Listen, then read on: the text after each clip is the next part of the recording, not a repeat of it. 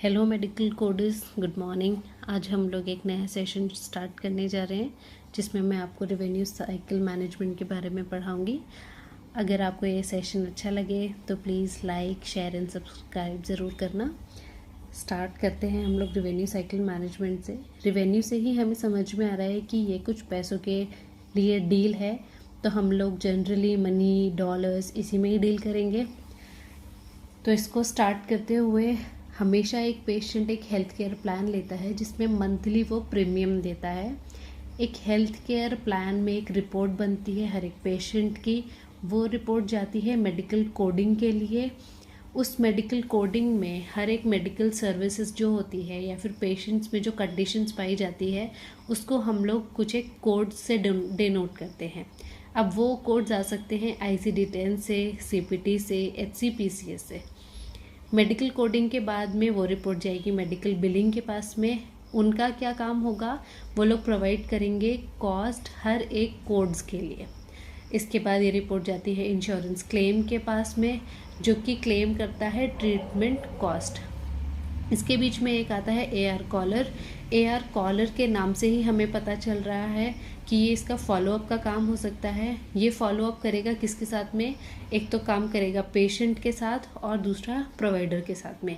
यहाँ पर पेशेंट को हम लोग PT से डिनोट करते हैं। प्रोवाइडर मतलब होता है यहाँ पर डॉक्टर और फिजिशियन। ज़्यादातर आपको सारी रिपोर्ट्स में मेडिकल कोडिंग के लिए जब आप जाएंगे तो आपको हर एक चार्ट में प्रोवाइडर के ही नाम से मिलेगा। डॉक्टर या तो फिजिशियन को वो लोग इसी से ही इंडिकेट करते हैं। इसके बाद में रिएम्बर्समेंट होता है और पेमेंट मिल जाती है हमारे फिजिशियन या डॉक्टर्स या प्रोवाइडर्स को। इसके बाद में एक टॉपिक बनता है रिस्क एडजस्टमेंट का, बहुत इम्पॉर्टेंट है। रिस्क एडजस्टमेंट वो एक प्रोसेस है जिसमें हम लोग पेमेंट को, पैसों को एडजस्ट करते हैं पेशेंट की कंडीशन को देखते हुए। सो रिस्क एडजस्टमेंट का क्या डेफिनेशन हुआ? Risk adjustment is a process of adjusting the payment based on patient's condition. Risk adjustment दो तरह का हो सकता है, MRA, CRA। पहले ही बता दूं, MRA, CRA को हम लोग अपनी सहूलियत के लिए, थोड़ा इजी समझने के लिए हम लोग MRA को हम लोग रिलेट कर सकते हैं गवर्नमेंट स्कीम से, और जबकि CRA को हम लोग रिलेट कर सकते हैं किसी एक प्राइवेट स्कीम से। MRA का डेफिनेशन होगा, फुल फॉर्म होगा मेडिकेयर रिस्क एडजस्टमेंट। अभी बोला है कि गवर्नमेंट की स्कीम से हम लोग रिलेट करेंगे, तो ये मैंने इसलिए ब्रैकेट में भी आपको गवर्नमेंट लिखा है और प्राइवेट लिखा है। MRA की कंडीशंस में आने के लिए हम पेशेंट का एज कितना होना चाहिए, 65 या तो उससे ऊपर का एज होना चाहिए।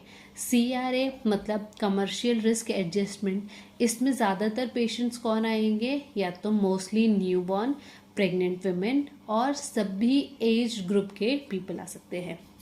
हेल्थ केयर प्लान्स, ये जो भी हमने पढ़ा MRA, CRA, ये दोनों प्लान्स, सारे हेल्थ केयर प्लान्स को हम लोग अगर कंसिडर करें किसी एक अंडर स्कीम के, तो वो कहलाई जाएगी CMS। CMS मतलब centres for Medicare and Medicaid services. दोबारा से फुल फॉर्म देखें तो centres for Medicare and Medicaid services. Medicare और मेडिकेड सर्विसेज की भी अपनी अपनी एक एलिजिबिलिटी क्राइटेरिया होता है कि कौन पेशेंट मेडिकेयर सर्विसेज में आएंगे और किन को मेडिकेड सर्विसेज मिलेगी। इनके लिए भी कुछ कंडीशंस अप्लाई करनी होती है, जैसे कि eligibility criteria for Medicare services. इसमें सबसे पहले पेशेंट की एज हमेशा होनी चाहिए 65 या तो उससे ऊपर। पेशेंट को होना चाहिए कोई सर्टेन डिसेबिलिटी, या तो पेशेंट को होना चाहिए ESRD और परमानेंट किडनी फेलियर। यहाँ पर ESRD का मतलब होगा and stage of renal disease. In 3 condition में से कोई भी एक कंडीशन अगर फॉलो करती है तो वो मेडिकेयर सर्विसेज में जाएगा। इसी तरह से एलिजिबिलिटी होगी मेडिकेड सर्विसेज में, तो सबसे पहले होगा लो इनकम पीपल। जिन लोगों की थोड़ा कम सैलरी होता है वो लोग मेडिकेड सर्विसेज पे जाते हैं। सेकंड आता है प्रेग्नेंट वुमेन, थर्ड आता है चिल्ड्रन विद डिसेबिलिटी।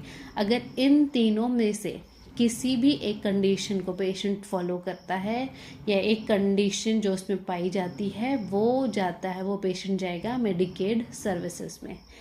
अभी मेडिकेयर सर्विसेज के 4 पार्ट्स होते हैं, part A, part B, part C and part D. ये बहुत इम्पॉर्टेंट है, इसमें से ज़रूर एक क्वेश्चन ज़रूर बनता है। जैसे कि पार्ट ए में कौन आएगा, पार्ट ए में मिलती है हम लोगों को in patient facilities, part B में मिलेंगी in patient plus out patient facilities, part C में मिलेगा in patient out patient plus consultation. Part D is very important, बहुत क्वेश्चंस बनते हैं इससे। इसमें आता है प्रिस्क्रिप्शन ड्रग्स, प्रिस्क्रिप्शन देते हैं हम लोग को डॉक्टर्स, प्रोवाइडर्स देते हैं, वो हमारा आता है पार्ट डी में। अब बहुत ही छोटे से टर्म्स हैं, आपको शायद आते हो लेकिन फिर भी मैं एक्सप्लेन कर देती हूँ। इन पेशेंट वो होते हैं जिनका एडमिट एंड डिस्चार्ज हो जाता है 24 आवर्स से भी ज़्यादा टाइम जिसमें लगता है वो हमारे इन पेशेंट में आते हैं। जबकि आउट पेशेंट कौन होंगे, जिनका एडमिशन और डिस्चार्ज हो रहा है विद इन 24 आवर्स। ठीक है, सो आई होप कि आपको ये पार्ट समझ में आया होगा। किसी भी कहीं पर भी आपको कुछ भी प्रॉब्लम आए तो प्लीज़ मेरे को टेक्स्ट करें, और अगर अच्छा लगे तो प्लीज़ लाइक करें। Thank you so much, bye bye.